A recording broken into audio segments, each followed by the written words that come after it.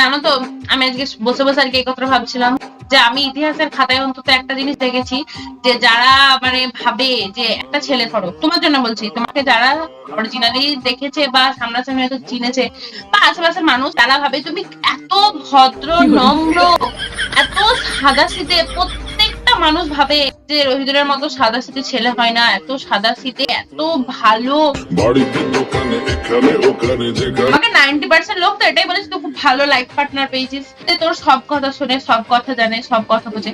একমাত্র একটা ছেলে গার্লফ্রেন্ড ছাড়া তার অরিজিনাল রূপটা কেউ জানে না। মানে তুমি যে কি বেয়াদবের বেয়াদব, আমি ছাড়া এই দুনিয়ার কারোর জানার ক্ষমতা নেই, আল্লাহ ছাড়া। সবাই ভাবে কি যে না, ও খুব সাদাসিধে, ও তো সময়ের কথায় উঠে বসে, সময় যা বলে তাই শোনে, মুখের ওপরে কোনোদিন কথা বলে না।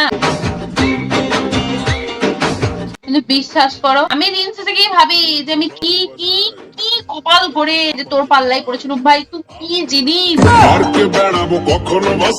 কি যে জিনিস। আমি ভালো হই, সবাই জানে আমি ভালো। আমি ওইটাই বললাম, সবাই জানে তুমি ভালো, পাশাপাশি হবে ফির। একমাত্র আমিই জানি যে তোমার এই রূপটা এটা কি জিনিস। তোমাকে একদিন বলেছিলাম না চুলচুলে মলি সাহেব, তুমি ঠিক সেরকম, তুমি চুলচুলে মলি সাহেব।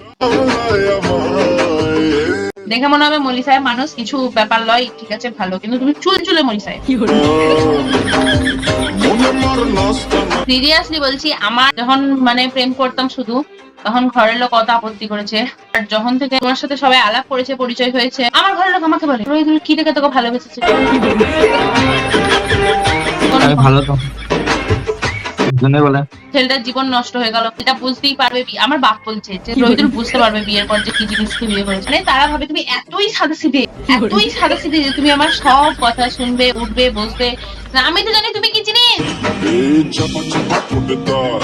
আমি কাউকে বলতে পারি না। তোমার ভালো দিকটাই সবাইকে বলছি, আমি যেহেতু প্রেম করে বিয়ে করছি, মানে আমাকে তোমার ভালো দিকটা দেখাতে হবে লোকদেরকে, নাহলে বলবে তুই নিজে করেছিস, তুই দেখে করেছিস। ওই কথাটা শোনার ভয়ে আমি তোমার ভালো দিকটা সবাইকে দেখাই, কিন্তু তোমার খারাপ দিকটা তো আমি দেখাতে পারছি না।